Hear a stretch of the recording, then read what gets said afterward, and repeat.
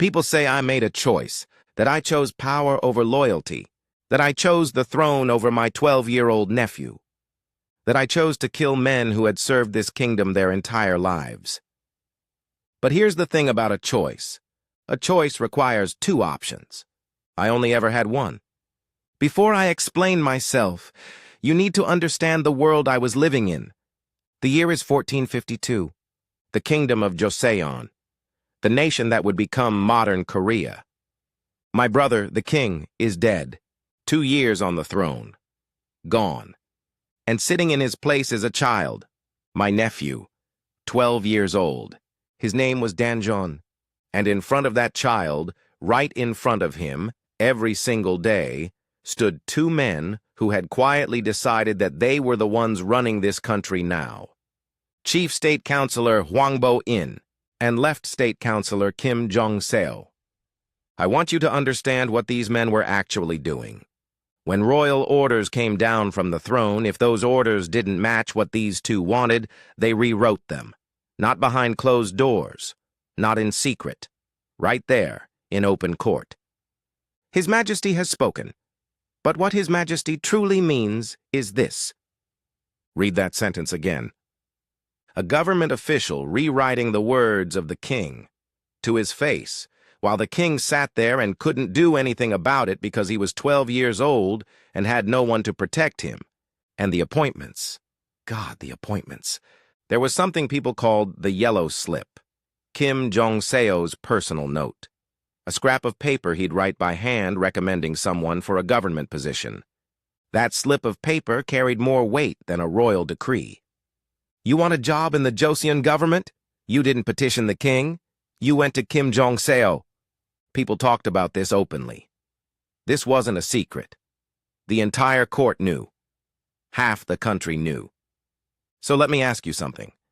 What do you call a government where the king can't make his own decisions? Where officials rewrite royal orders? Where a bureaucrat hands out positions that are supposed to come from the crown? You don't call it a kingdom. You call it a bureaucracy wearing a crown.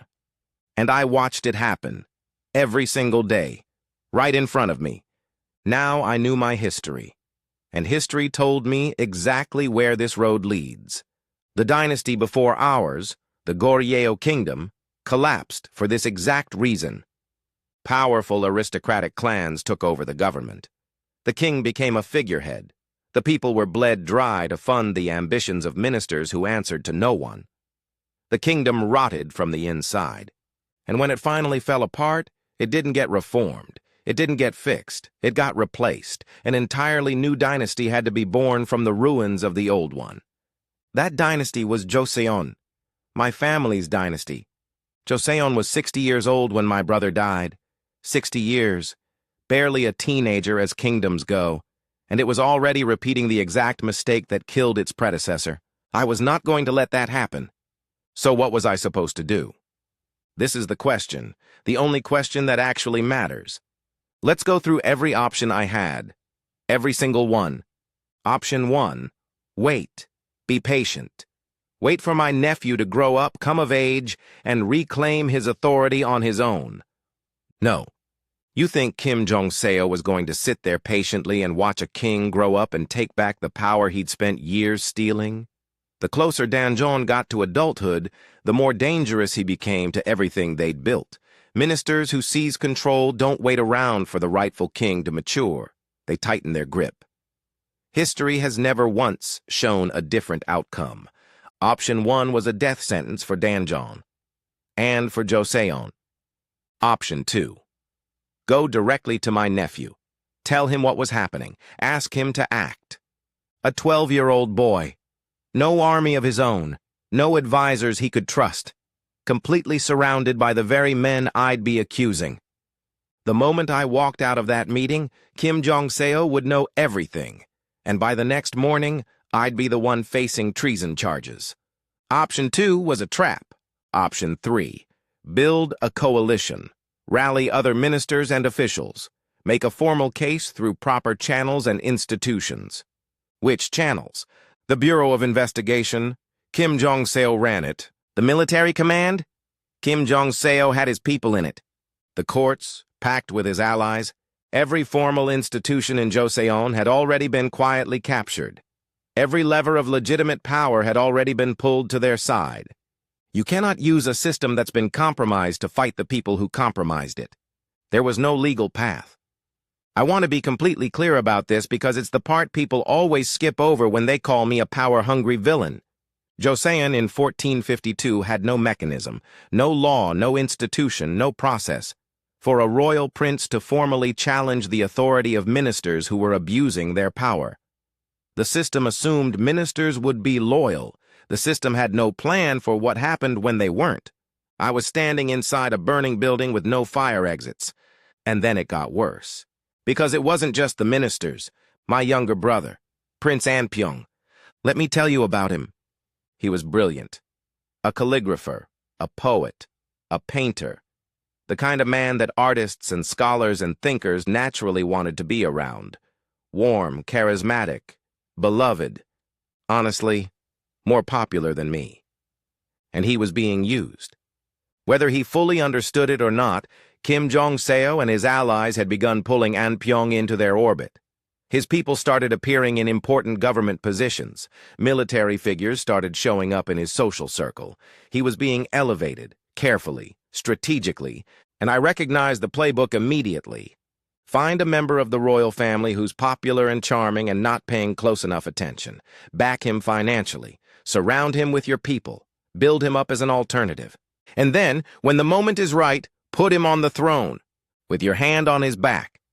This is the oldest move in the history of power. It happened over and over again at the end of the Goryeo dynasty.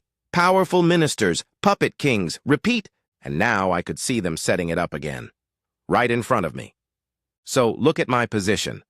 In front of me, 2 ministers consuming the kingdom's authority piece by piece. Beside me, my own brother being groomed as their instrument. And me. A royal prince, which in a political crisis makes you the most dangerous person in the room to the people causing the crisis. I wasn't being paranoid. I was reading the situation clearly. If Anpyeong made his move, or if they made it through him, I would be the first one eliminated. Not because I had done anything wrong, because I was a threat to what they were building. So let me show you what my so-called choice actually looked like. Path A. Do nothing. Watch Joseon's royal authority collapse completely under the minister's grip. Watch my brother be installed as a puppet, get quietly removed from the picture. Watch the kingdom my grandfather built get hollowed out from the inside until there was nothing left. Path B. Move first. Accept that what comes next will be brutal. Accept the cost. Do what needs to be done before it becomes too late to do anything. That was it. That was the whole choice. Not ambition against loyalty, not greed against conscience. Act or disappear. Joseon survives or Joseon dies.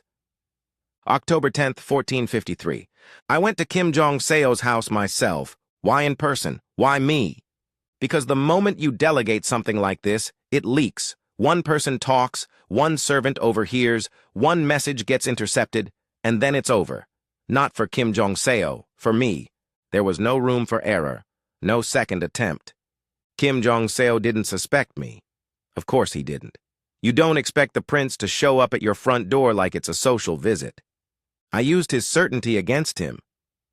By the end of that night, I had ridden to the palace, reported to my nephew that a conspiracy against the crown had been uncovered and neutralized, and begun the process of removing everyone connected to it. By sunrise, I was the most powerful man in Joseon. Was it brutal? Yes. Was it clean? No. People died. Families were destroyed. I'm not going to pretend otherwise, but I will ask you the same question I've asked myself every single day since then. What was the alternative? A legal process that didn't exist? An institution that had already been taken over? A 12-year-old king with no way to protect himself? There was no clean way to do what needed to be done. There never is. Now, before you make your judgment, I want you to think about something. I was not the first person in history to step outside the law to stop a collapse. Not remotely. Julius Caesar crossed the Rubicon in 49 BC, led his own army against the Roman Senate, unambiguously illegal.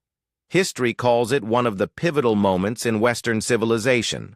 Henry Bolingbroke raised an army against a sitting king of England, his own cousin, forced him to abdicate. Richard II died in captivity. History calls Bolingbroke the founder of a new royal dynasty.